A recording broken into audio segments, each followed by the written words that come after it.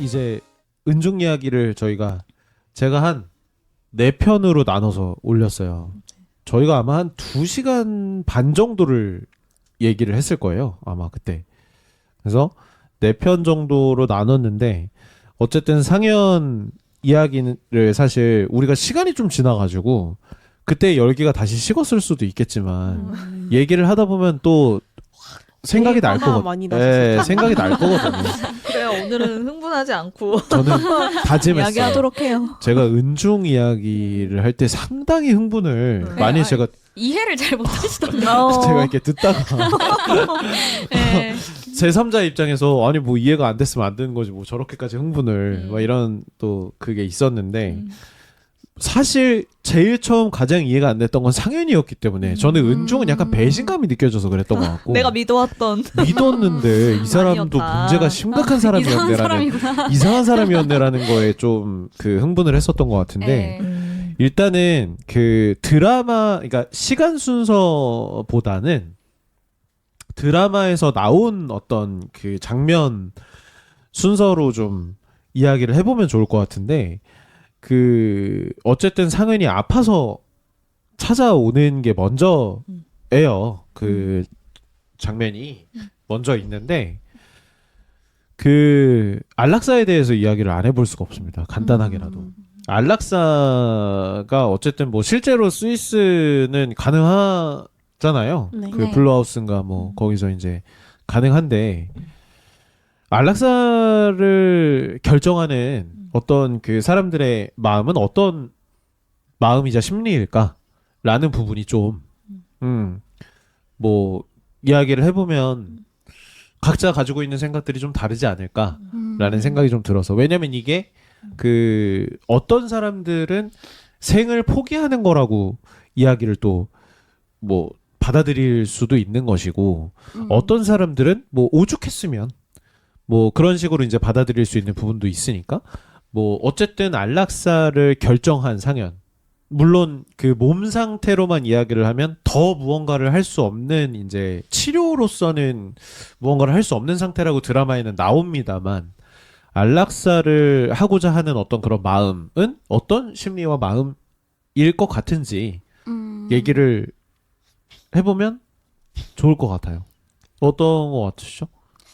저는 안락사가 되게 괜찮은 방법이라고 생각을 하는데 제가 최근에 강아지를 안락사로 보냈어요. 근데 이게 저는 그 물론 기적이 있을 수 있겠지만 그 기적을 위해서 너무 오래 아픈 거를 견디는 게 더 힘들 것이다라는 생각을 했고 그 기적이 있어서 삶이 그 다시 시작된다고 하더라도 몸이 여전히 아플 수밖에 없거든요. 그 정도까지 아팠으면 완치가 되어서 완전히 건강해진다는 건 불가능합니다. 그래서 기적은 삶이 연장이 되는 건데 거기서 고통이 수반이 될 수밖에 없다라고 한다면 저는 그것도 기적이라고 부르기에는 조금 모호할 수 있다라는 입장입니다. 그래서 좀 아픔이라는 거에 집중을 해본다면 예, 그게 더 자신에게 그리고 그 아픈 상대방을 보는 사람에게도 좋은 선택이 아닐까 싶어요. 어쨌든 뭐 선택할 수 있는 충분한 그런 방법이 존재한다면 네. 구호님은? 저는 일단 본인의 삶을 포기하는 방법이 자살 아니면 안락사 지금 2개인 것 같은데 자살을 하는 경우에는 아무래도 뭔가 뛰어내린다거나 번개탄을 쓴다거나 뭐 지하철에서 뛰어내린다거나 그러면 타인한테 이거를 피해를 입히는 거잖아요. 근데 안락사는 자기가 동의를 했고 거기서 이제 또 도와주시는 분들도 다 동의를 하고 업무를 하시는 분들이기 때문에 피해를 끼치지 않는다고 생각을 해서 저는 안락사를 옹호는 하는 입장이긴 한데 그리고 또 자기가 선택한 거니까 그거에 대해서는 뭐라고 할 수가 없기도 하고 그래서 차라리 진짜 삶을 포기할 거면은 자살보다는 저는 안락사가 맞다고 생각하는 주의예요. 어쨌든 몸이 아프니까는 그 2가지의 선택이 존재한다라고 생각을 한다라는 거죠? 네. 그 2분은 그러면 영호님 여쭤보기 전에 이런 비슷한 상황이면 안락사를 택할 거예요? 택할 것 같아요? 네, 저는 그럴 것 같아요. 제가 생각하는 가장 안전한 그리고 편안한 죽음일 거라는 생각이 있어요. 왜냐면은 그 안락사의 단계가 일단은 마취를 하고 난 다음에 그 죽음에 이르는 약을 넣잖아요. 그러니까 그 고통을 사실상 못 느낀다고 하더라고요. 네. 그러면은 네, 내가 생각하는 가장 안전하고 편안한 죽음이 맞지 않을까. 구호님도? 네. 그 만약에 지구가 멸망한다면 이런 얘기가 있잖아요. 그럼 그 전날에 자기들이 제일 행복한 거를 하고 죽는 선택지가 있는데 만약에 제가 계속 아프면은 오늘 행복했는데 내일 또 아플 거니까 불행할 수밖에 없을 것 같은데 안락사를 하면은 제가 행복하고 그 다음날 바로 죽을 수 있으니까 좋을 것 같아요. 근데 이제 이게 이 드라마에서 우리가 지금 안락사로 나누고 있는데 제가 알기로는 드라마에선 조력사거든요. 이게 조력사다. 미묘하게 차이가 있는데 안락사는 타인의 도움으로 내가 동의를 하지만 타인이 약물을 넣고 넣는 거예요? 네, 그렇게 하는 거고 조력사는 말 그대로 죽음 도와주는 건데 안락사랑 비슷하긴 한데 타인이 도움을 주되 그 드라마에서도 보면 상현이가 결국 그 그러잖아요. 버튼을 여는 거라서 최종적으로는 이제 자기가 하게 되는 그런 약간의 차이가 있었고 안락사든 조력사든 결국 스스로 삶의 마지막에 마침표를 이제 본인이 찍게 되는 거잖아요. 왜 상현이가 그런 선택을 했는지 이해가 되냐고요? 이해가 되는 거는 뭐 머릿속으로 이해를 할 수 있는 부분이 있을 거라고 생각하는데 그냥 그런 선택과 결정을 하는 어쨌든 그런 심리와 마음이 있을 테니까 그 마음이 뭘까? 어떻게 생각하시냐는 거죠. 저는 이제 종교가 있어서 이 부분은 되게 좀 또 조심스럽고 생각 많이 하게 되는 것 같아요. 그래서 다른 상현이가 아니라 정말 내가 그렇게 그런 상황이라면 생각하고 싶지도 않지만 막 말기 암 때문에 막 너무 고통스럽고 막 너무 힘들어서 정말 힘들겠죠? 제가 다 알지 못하는 고통과 아픔과 나을 수 없다라는 그 무만감이 사실 제 삶을 괴롭게 할 것 같은데 뭐 한다 안 한다라고 한다면 저는 뭐 그 선택을 하지는 않을 것 같아요. 이것도 내가 믿는 신이 나한테 허락한 과정이라면 내가 이걸 견디고 버틸 수 있는 힘을 달라고 기도를 할 것 같고 안락사는 어찌됐건 내가 선택하는 거잖아요. 근데 종교가 있으신 분들은 알겠지만 아닌가? 개신교만 그런가? 하나님이 생명 주셨다고 생각하기 때문에 나는 피조물이라서 내 몸과 내 삶이지만 그걸 내가 선택할 수 안 없다고 되죠. 봐요. 뭐 범죄로 봐요. 자살이든 안락사든. 그 사실 개신교 안에서도 논란이 아마 많은 걸로 알아요. 이걸 찬성하고 이게 가장 또 뭐 여러 가지 이유로 안락사를 해도 된다라고 생각하는 뭐 개신교 신자도 있을 수 있고 뭐 저처럼 뭐 나는 반대할 수는 없지만 다른 사람이 하는 건 내가 할 수는 없지만 내가 한다고 생각해서 나는 선택하진 않겠다. 저는 그런 생각입니다. 이로님은 어떻게 생각하세요? 저요? 네. 유사 종교잖아요, 저랑. 같은 종교죠, 기독교. 저도 당연히 뭐 종교적으로 봤을 때는 당연히 제가 만약에 그 상황이다라고 하면은 뭐 선택을 그렇게 할 수는 없을 것 같기는 한데 그냥 아까 얘기했었던 것처럼 그 이게 어떤 인생을 포기하는 거냐 아니면 오죽하면 저런 선택을 했을까라는 두 가지 중에서는 상대적으로 저는 후자에 가까운 심리로 그 선택을 했을 거라는 생각은 들었어요. 그러니까 너무 아프고 힘들어서 네. 나는 이 생을 더 살기는 어려울 것 같다라는 생각이 아니고 지금쯤 그냥 몸도 요 상태가 됐으니 이쯤 마무리하는 것이 가장 좀 내가 그냥 할 수 있는 어떤 최선의 선택이지 않을까라는 쪽에서 선택하는 그림 같았어요. 상현이 선택하는 그게. 근데 뭐 조금 이해하고 말고의 영역은 아닌 것 같은데 저는 안락사를 선택했다라는 게 상현스럽다라고 해야 될지 뭐 하여튼 그런 그러니까 저런 상황이 됐을 때 참 드라마에 나온 저 천상현이라는 인물 같은 선택을 했구나. 네. 하게 그렸구나라고 생각을 했어요. 거기에서 막 엄청 살고 싶어가지고 막 길을 쓰고 어떤 왜냐면 돈도 많잖아. 돈도 많으니까. 다 해봤겠죠. 뭐 이것저것 뭐 이거를 해서 더 살아보게 이런 거 말고 조금 그냥 나름의 어떤 존엄한 그런 마무리를 본인이 선택했다라는 생각을 본인이 할 것 같아서 물론 근데 이제 여기에서 저는 이제 조금 의아한 건 은중을 찾아가서 이걸 그러니까 이렇게 같이 가달라고 한 심리는 여성분들로서 어떻게 생각하시나요? 근데 이거는 여성 이런 그런 거 상관없어요? 없이 네. 네. 그래요? 네. 인간이시잖아요. 그러면 저는 제가 인간으로서 인간이 아니든 생각해보세요. 이쪽이 인간이 아니에요. 아니 그거 생각을 안 해본 게 아니라 네. 이제 또 흥분을 좀 가라앉히면 도대체 무슨 생각으로 저걸 찾아가서 아니 그리고 빌드업을 한단 말이에요. 저기 수상소감에서부터 빌드업을 한단 말이에요. 네네. 슬슬 요 분위기를 거절 못하는 가두리를 살살 치는 몰아가요. 거예요. 그거를 물론 드라마적인 요소일 네, 수도 네. 있겠지만 그렇게 해가지고 자기가 말도 안 되는 일을 저지른 친구 그러니까 일단 저는 은중편에서도 얘기했지만 전 친구라고 생각하지 않습니다.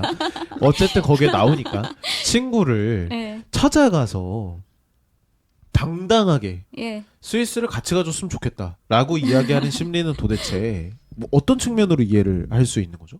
근데 저는 그 아까 1호님이 말씀하셨던 것처럼 되게 상연스러운 죽음을 맞이하는 방식이라고 했잖아요. 그거의 연장선이라고 생각을 하는데 상연이라는 사람은 그렇게 죽음에 있어서 어떻게든 버틸 때까지 버티는 것보다는 자기가 가장 괜찮을 때 삶을 종료하고 싶은 선택을 하는 사람이고 그렇다 보니까 죽음을 대할 때 내가 가장 괜찮은 사람으로 마무리를 하고 싶었을 거라는 생각이에요.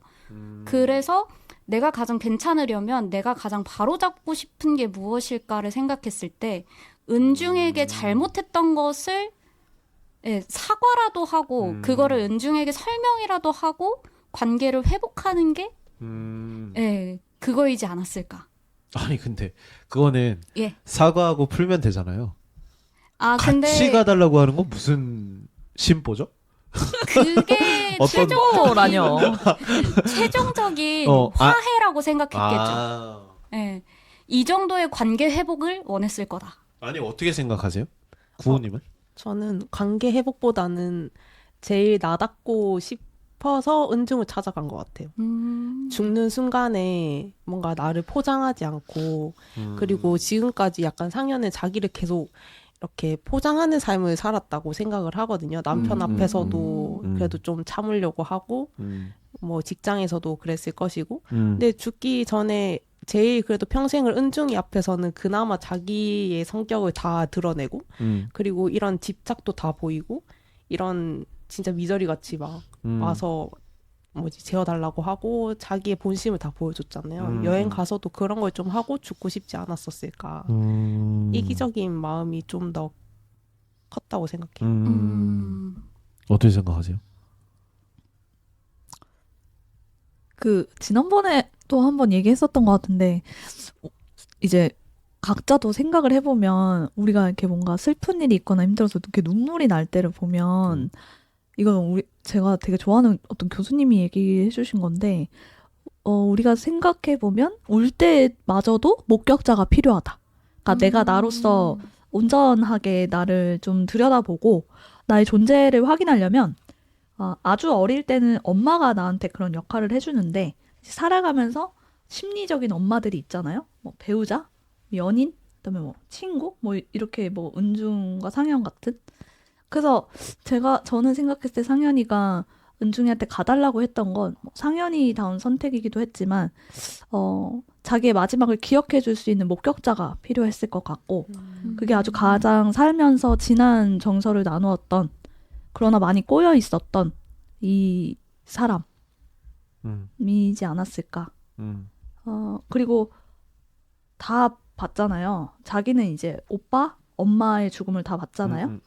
근데 이제 나의 죽음을 누가 봐주냐? 나는 가족이 없기 때문에 내 마음속에서 내가 가족이라고 생각하는 어쩌면 또 자기 분신이라고 생각하는 은중이가 나의 마지막을 기억해줬으면 좋겠는 마음으로 저는 같이 가달라고 했을 것 같아요. 그리고 앞에서 다 말한 칠호님이랑 고은님 의견에 전적으로 동의하는 부분은 뭐 그녀다운 선택이기도 했지만 화해해가는 방식?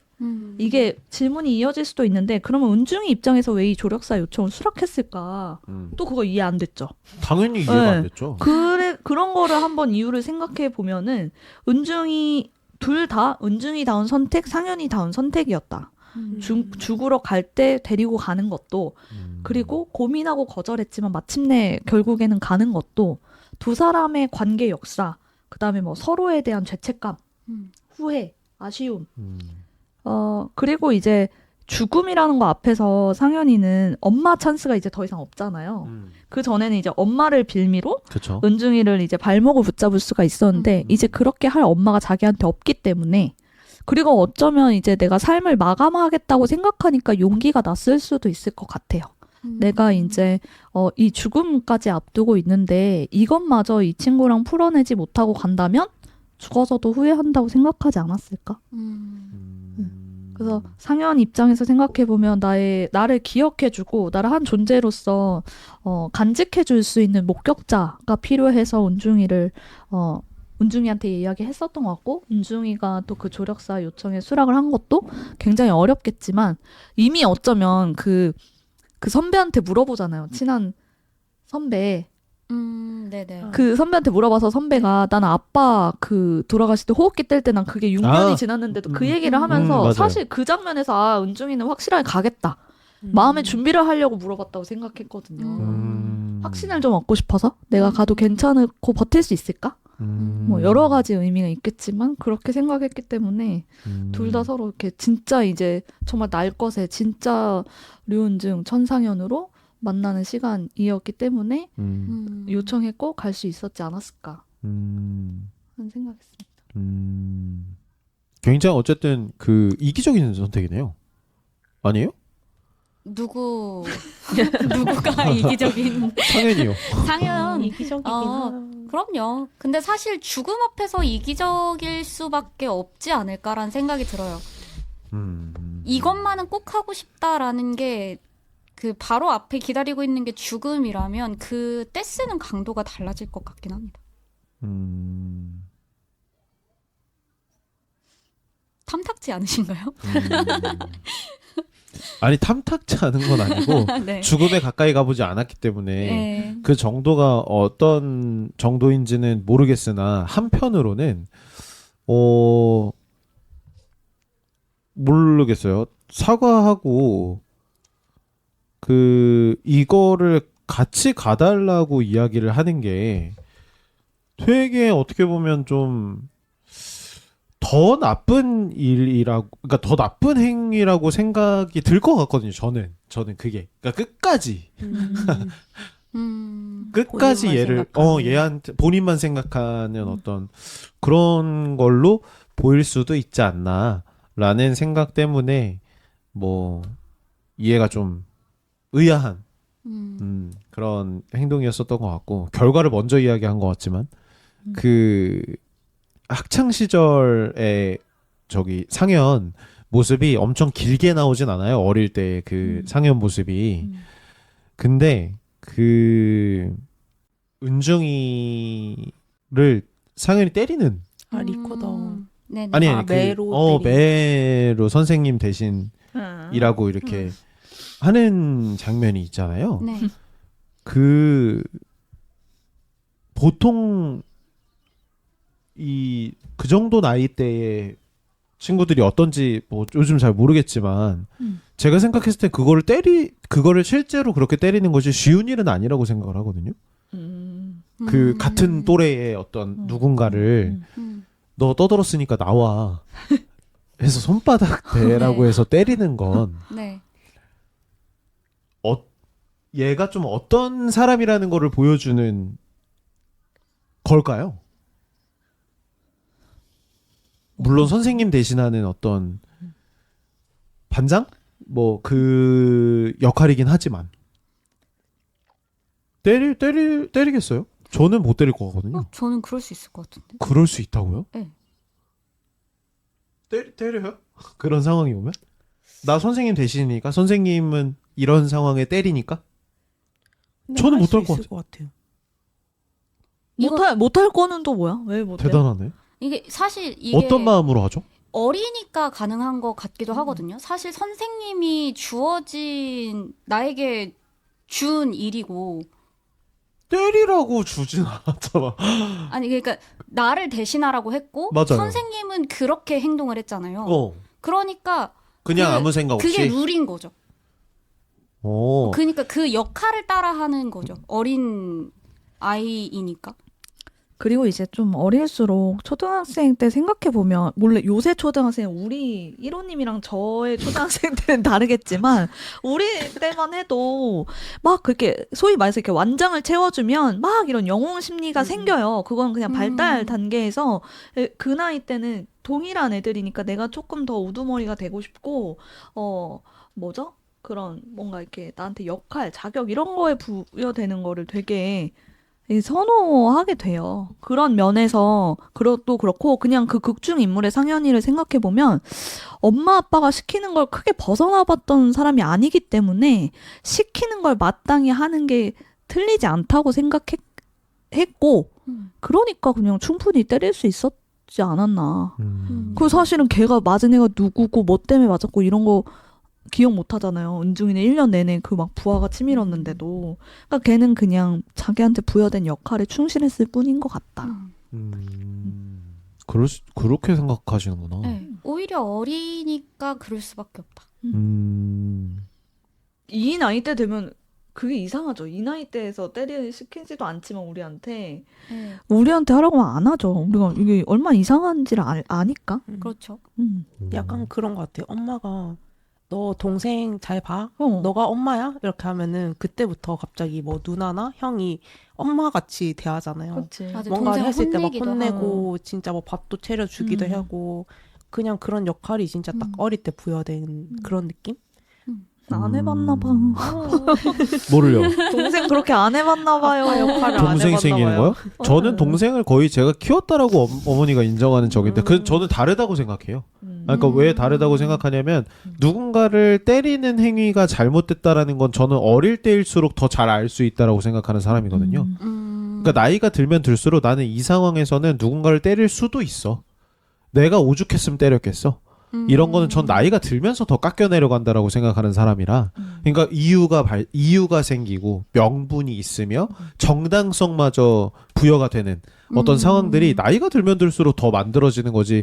어린 애들은 어린 아이답다라는 거는 저는 이제 스스로는 때리면 안 되는데 때리는 거 나쁜 거라고 했는데 이게 더 고민이 되는 부분이 아이스러운 거지 않나라고 생각을 했었기 때문에 그게 되게 이상한 장면으로 보여서 그랬던 거였거든요. 저는 아이답지 그럴 수 있군요. 그러니까 제가 봤을 때는 이거 야 뭐야 때리면 어떡해 이런 게 더 애들의 아이들이 이렇게 서로 나눌 수 있는 어떤 그 나이 때의 그거라고 생각하지 선생님이 나한테 이 역할을 줬으니까 나는 이걸 해야 돼라고 그렇게 하는 건 저는 어른이야?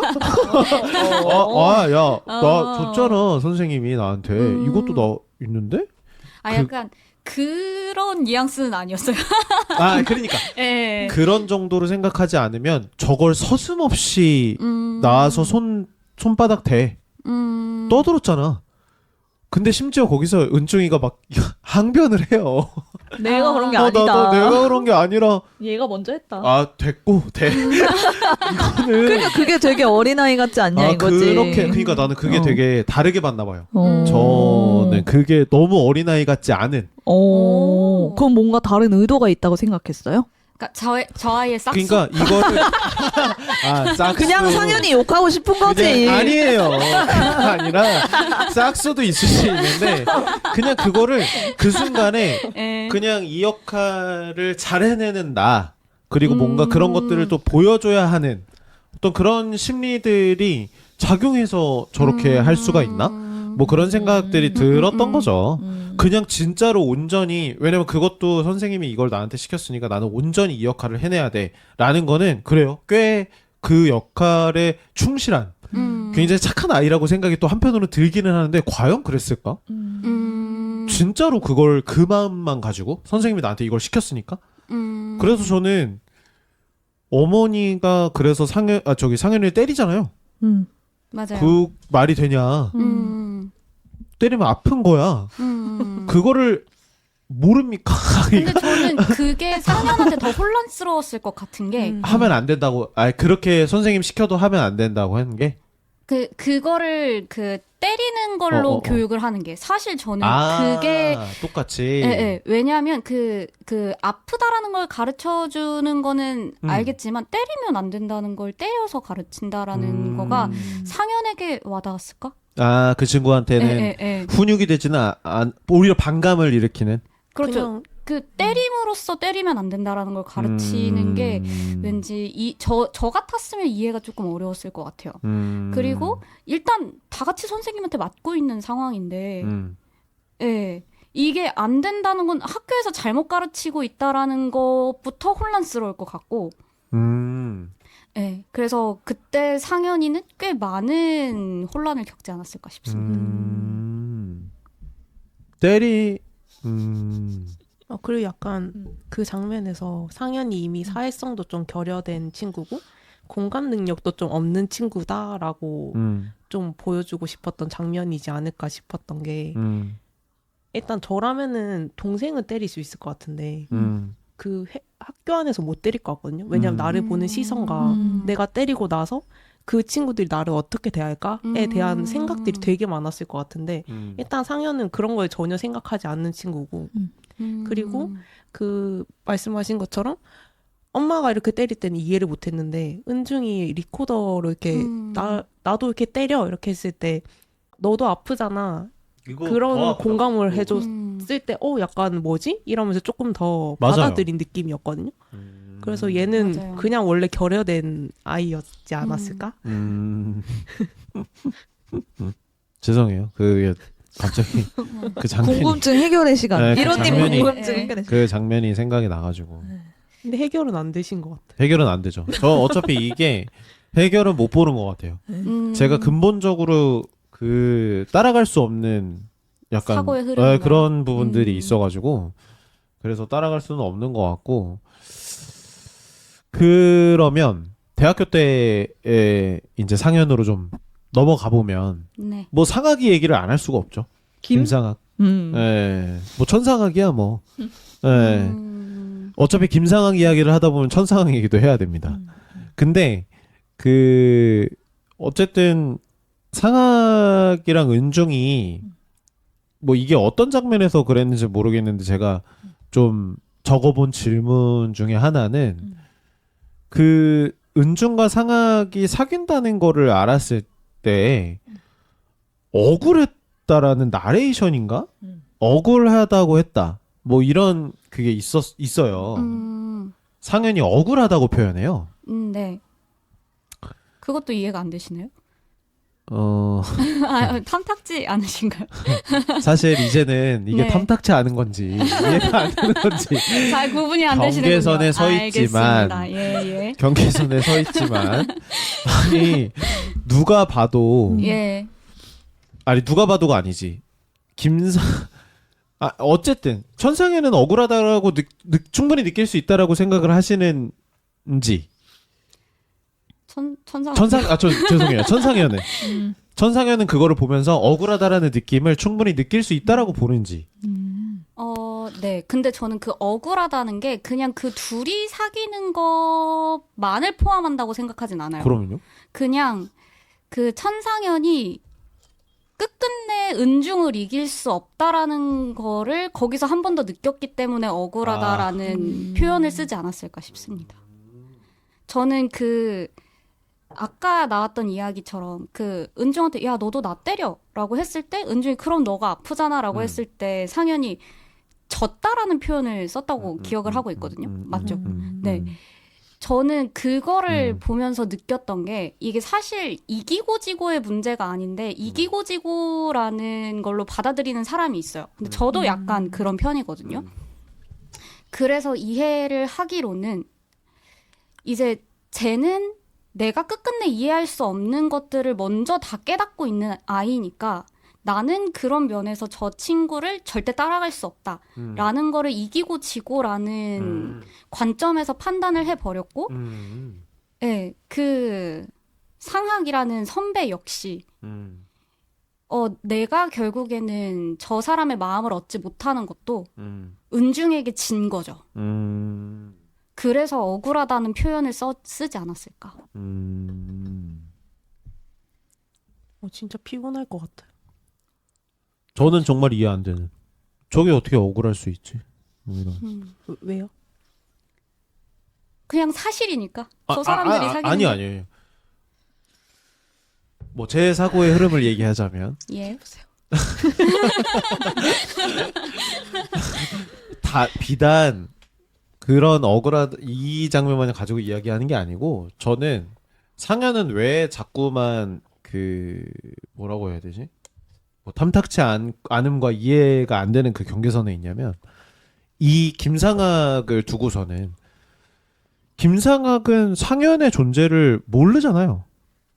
그러니까 자기를 드러낸 적이 없잖아요. 그래서 서로는 몰라요. 대화는 나눴지만 그것도 그거 뭐야 천리안인지 뭐식인지 그걸로 채팅으로 이걸 나눴지만 본인만 알고 있잖아요. 본인만 알고 있는데 그러면 당연히 상학하고 잘 될 수가 없는 환경이었잖아요. 뭐 어떤 방법을 쓰더라도 예. 아예 본인이 드러내지 않았잖아요. 예. 그렇잖아요. 그러니까 억울할 필요도 없다. 그게 어떻게 억울함의 감정까지 갈 수 있냐는 거죠. 본인이 안 만들었고 네네. 그런 거는 존재하지 않아. 뭐 누가 보면 스파크가 튀었었고 썸도 타다가 한 3달 갔는데 끝끝내 은중이 손을 들었네. 그러면 억울할 법하죠. 그러니까 이것만 가지고서 이야기를 한다면 근데 어떻게 여기에서 억울하다라는 표현을 쓴다라는 건 상당히 자기중심적인 어떤 내가 얘를 좋아했고 네. 근데 걔가 은중이랑 또 만나? 와 이거 뭐야? 이런 느낌이 저는 굉장히 좀 탐탁치 않은 쪽인 것 같아요. 인정했네. 됐다. 말을 하다 보니까 드디어 괴롭히고 인정을 네, 그렇게 하니까 물론 은중도 좀 문제가 있는 애라는 거 우리가 저기 했지만 아니 문제가 있다고 하면 안 돼요. 그 성격적인 그러니까 좀 특성이. 성격적인 특성이 그런 저기가 있지만 예. 상현도 충분히 이상하지 않나. 이상한 이상하긴 사람이에요. 네. 억울하다고 하니까 어떻게 생각하시냐고요? 되게 공감받고 싶다는 눈빛으로. 일단 억울하다는 표현을 우리가 할 때 네. 되게 이게 부당하고 나한테 일어나면 안 되는 일이라고 생각하고 이걸 받아들이고 납득할 수 없을 때 우리가 억울하다는 표현을 하잖아요. 네. 그러면 상현이는 왜 이게 김상학과 은중이가 사귀는 게 왜 억울하다는 표현으로 나왔을까?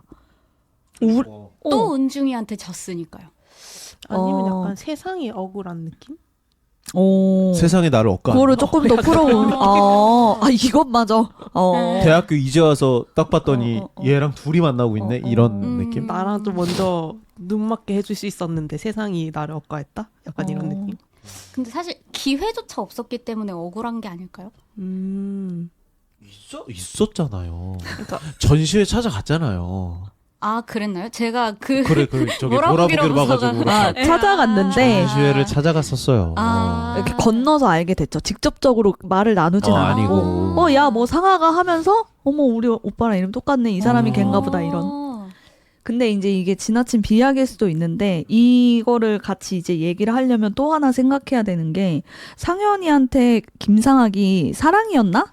이거를 또 중요해. 생각해 봐야 돼요. 이거 정답이 없고 각자 느끼는 나름이겠지만 네. 어쨌든 억울하다라고 이제 얘기했던 거는 뭐 저는 그렇게 생각해요. 두 가지 마음이었을 텐데 일단은 김상학이라는 사람마저도 은중이한테 빼앗겼다라는 상실감 하나랑 그리고 은중이를 빼앗겼다는 상실감 하나. 김상학한테요? 그쵸. 뭐 이거는 그냥 제가 보면서 느낀 건데 그 아까 리코더 얘기가 사실 잘 나왔는데 그 누구도 상현이가 뭐 예를 들어 시험에 뭐 2개 틀리고 어쩌고 했을 때 그 어머니도 받아주지 않고 너는 그냥 공부를 잘하는 게 마땅하다 하면서 이제 상현이의 마음을 맞아요. 읽어주거나 이 정서를 공감해주거나 하는 사람이 없었는데 처음으로 이제 띠용했을 거예요. 리코더로 때리려면 이제 걔는 이제 그건 거지. 기브 앤 테이크고 인생은 그런 그렇지, 것인데 너 한 번, 나 한 번. 은중이는 분하지만 네. 자기한테 너도 아프게 할 수는 없으니 내가 때리지 않겠다라고 하는 거에서 아마 그 표정도 되게 벙찐 맞아요. 표정으로 나왔을 거예요. 맞아요. 네. 인생에서 이제 자기한테 그렇게 다가와주는 사람이 처음이었기 때문에 어떻게 보면은 나는 김상학보다는 류은중을 더 사랑하지 않았을까. 또 이렇게. 심리적으로. 네. 글을 쓸 수 있을 것 같아요. 그랬기 때문에 일단 김상학이라는 어떻게 보면 내가 막 정서를 많이 주고 싶은 사람도 역시 은중이한테 뺏겼다라고 생각할 수 있다는 점에서 억울했을 것이다. 자기 엄마도 오빠도 다 은중이에게만 웃어주고 은중이 편이 되어줬었는데 김상학마저 이미 사귀고 있다고 하니 나는 적수가 안 되는 거죠. 뭐 이기고 진영으로 얘기를 하자면 그런 면에서 억울했을 것 같고 또 하나는 네네. 은중이를 이제 빼앗겼다는 그런 상실감이 있지 않았을까. 그래서 억울하다 라고 나는 표현했지 않았을까 싶었네요. 뭐 얘기하다가 나왔지만 그래서 그 다른 분들은 천상현이 김상학을 사랑한 거라고 생각하십니까? 사랑이라고 생각하세요? 저는 아니었음에 가깝다고 생각해요. 구호님은요? 잘 모르겠어요. 근데 사랑일 수도 있지 않을까요? 뭐 그냥 계속 생각나고 보고 싶고 하면 사랑일 수도 있고. 그치, 사랑이 뭐냐고 정의를 지금 할 수는 없으니까. 그 이론님은 어떻게 생각하시나요? 저요? 사랑이다 아니다. 저는 보면서는 저 정도면 사랑이 아니다 라고는 집착에 가깝다라고 생각을 했죠. 거의 저기 스토킹이라고 생각했어요. 근데 이제 그게 하여튼 드라마적인 요소니까 그 우연히 마주치게 하는 거라든지 뭐 이런 것들이 굉장히 운명의 상대라고 생각하게끔 했을 수는 있겠다. 뭐 그런 생각은 들기는 했죠. 근데 그게 과연 사랑일까? 저는 하여튼 뭐 억울하다든지 뭐 아까 전반적으로 이야기했었던 상현의 그 감정이나 심리가 그 은중을 향해 있든 뭐 어느 쪽을 향해 있든지 간에 결국에는 굉장히 자기중심적인 그거에서 나오는 감정이라고 생각이 들다 보니까 김상학에 대한 것도 조금 집착에 더 가깝다라고 생각이 든 거죠. 그런 그러니까 저도 그 말을 별로 이렇게 좋아하지는 않습니다만 사랑하는 사람이고 진짜 정말 사랑하면 일단 내 친구랑 사귀고 있잖아요. 정말 행복했으면 좋겠다라고 생각하는 거에 더 가까운게 생각을 했으면 그게 더 사랑이지 않을까라고 생각하는 편이긴 해요. 진짜로 사랑한다면 진짜로 그 사람의 행복을 빌어준다는 그 거죠. 사람의 어떤 행복을 빌어줄 수 있는 것이 진정한 사랑에 가깝지. 사랑하니까 내가 가졌어야 되는데 뺏겼네, 억울하네, 이거가 사랑이라고 한다면 많은 부분에서 문제가 생기지 않을까요? 세상에 많은 부분들에서. 근데 저는 그게 20대라서 사랑이었을 불같은? 수도 있겠다. 왜냐면 지금은 저희가 겪어봤고 어차피 내 뜻대로 안 되고 사랑은 이렇게 아까 말씀하신 것처럼 뭐라 해야 되지? 놓아주는 게 사랑이다. 이걸 이제 느끼는 건데 20대 때는 그런 게 어딨어요. 지금 다 내 거지. 일단 정치를 일단 내 거로 가져와야 되니까 그런 걸 수도 있는데 약간은 그 계속 이 드라마를 볼 때는 친구라는 그러니까 그 묶음 안으로 이 둘을 보는 거 하나 그리고 은중과 상학은 저는 사랑을 했다라고 생각을 하거든요. 저기 김상학 네. 사랑했죠. 그러니까요. 근데 거기 이제 천상현이 이렇게 들어왔을 때는 굉장히 이질적인 걸로 보이는 그 감정은 근데 되게 드라마에서는 아시다시피 그걸 굉장히 묘하고 매력적으로 표출해요. 그 둘이 있을 때 천상현과 김상학이 있을 때 밤새 뭐 걷고 돌아다니는 거서부터 해서 그게 오히려 뭔가 되게 에로틱한 느낌보다는 훨씬 더 정신적 바람을 폈다고 해야 되나? 그거는 육체를 서로 주고받는 것보다 더한 그러니까 그런 느낌을 주는데 오히려 에로틱이 전혀 없어서 사랑이라고 느껴지지 않았던 것 같아요. 에로틱이 아예 없어서 그러니까 그런 뭔가 접촉도 없고 벌써 밤을 둘이서 몇 번을 보냈잖아. 2번인가? 그렇죠. 근데 뭐 아무것도 없었잖아요. 아무 일도 없었죠. 그래서 천상현이 정말 사랑했다면 이성적으로 사랑을 했다면 그걸 얼마든지 마음 먹으면 이렇게 할 수 있는 상황인데 그렇게 하지 않은 것이 이거 또 다른 질문이랑 이어질 수 있는데 천상학 그러니까 자기 오빠의 죽음을 은중이 없이 정말 허심탄회하게 얘기할 수 있는 유일한 대상이 김상학이기 때문에 사랑이 아니라 집착을 할 수밖에 없지 않았을까. 내 오빠에 대해서 어떤 장애물도 없이 밤새 걸으면서 얘기해도 너무 그것이 행복하고 이야기가 잘 되는 그런 면에서 그걸 사랑이라고 할 수 있다면 사랑인 거고 남녀 간의 이성적인 사랑은 아니었을 것 같다는 생각. 그러면 오빠에 대한 이야기 그러니까 저도 그 생각을 한 게 뭐냐면 뭐가 더 먼저일까라는 생각을 했어요. 그 뭐가가 뭐냐면 말씀 주신 대로 오빠에 대한 이야기를 정말 허심탄회하게 할 수 있는 사람이라는 거. 그러니까 그거는 어떻게 보면은 오빠의 죽음에 있어서의 어떤 공감대나 그런 것들을 할 수 있는 존재라는 측면 하나. 두 번째는 그렇게 해서 알게 된 그 사람이기는 하지만 좋아졌어. 그러니까 어떤 사랑의 감정이 들었어.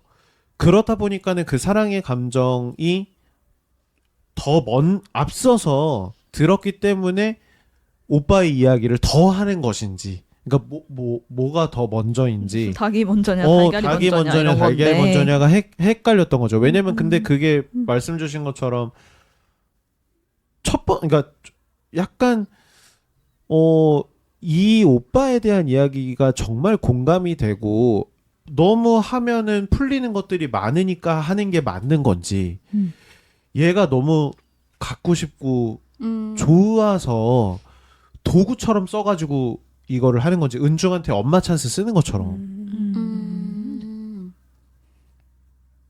둘 다일 거라고 생각이 들지만 그래도 우선되는 건 저는 상현이 김상학을 사랑하지 않았다라는 생각을 하고 있기 때문에 그 오빠 이야기를 하다 보니까 그렇게 사랑까지 사랑이라는 감정을 착각하게 된 거다라는 입장입니다. 그랬지 않았을까 하는 네. 마음. 굳이 사랑이냐 뭐 그냥 선망과 이거 부제가 뭐였죠? 선망과 원망? 사이. 그러니까 선망인 거지. 선망하면서 원망하는 거지. 아 은중이랑 사귀지 않았으면 나는 진짜 이 오빠랑 우리 오빠에 대해서 막 얘기를 하고 더 그렇게 할 수 있었어. 은중이랑 사귀지 않고 있었다면 김상학하고 사귀었겠죠? 저는 아닐 거라고 생각합니다. 아니다. 네. 진짜 이상한 그래요? 인간이네. 아니 시로님 이상하다는 게 아니라 만약에 그렇다면 진짜 이상한 거 아니에요? 변태 같은 거 아니에요? 갖고 싶지만 아니에요? 어디서부터 설명을 해야 될지 모르겠다는 표정이 너무 웃깁니다. 사귀어야지 정답이란다. 맞는 거 아니에요? 근데 뭐 상현이한테 사귀고 안 사귀고 이런 거보다는 대상으로서의 경험? 그러니까 이 사람의 존재가 나한테 주는 의미? 이런 게 훨씬 중요하지 사귀냐 안 사귀냐 보다는 이 김상황을 어떤 사람으로 경험하고 자기 이 존재를 확인할 때 김상황이 자기한테 어떤 것들을 불러일으키는지가 더 사실 중요했을 것 같아요. 말이 좀 어렵나? 아니요. 네. 그게 아니라 그러면 네. 억울하다가 설명이 안 되는 거 아니에요? 왜요? 네? 왜요? 무슨? 은중이의 남자친구여도 네. 대상으로서의 어떤 그런 거는 충분히 할 수 있는 거 아니에요? 근데 은중이가 이제 걸림돌처럼 느껴질 수는 있죠. 왜요? 그리고 끝내 숨겼잖아요. 뭘. 뭐 여러 가지 오빠 죽음에 대해서 아. 숨긴 이유는 여러 가지가 있겠으나 그것도 우리가 이제 얘기를 하겠지만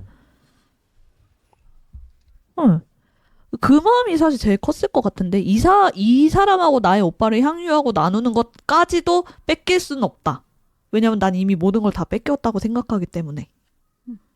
엄마든 오빠든 천상학이 어렸을 때나 상현이한테 막 웃어주고 저기 했지.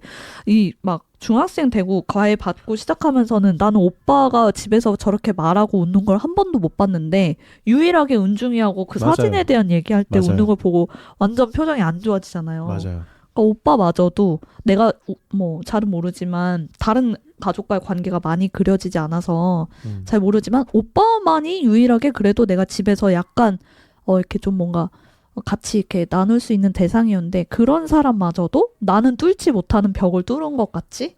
은중이는 내가 봤을 땐 별거 없는 것 같은데 우리 엄마는 왜 저렇게 웃어주고 호의적일까? 그런 마음이 좀 내내 있었을 것 같아요.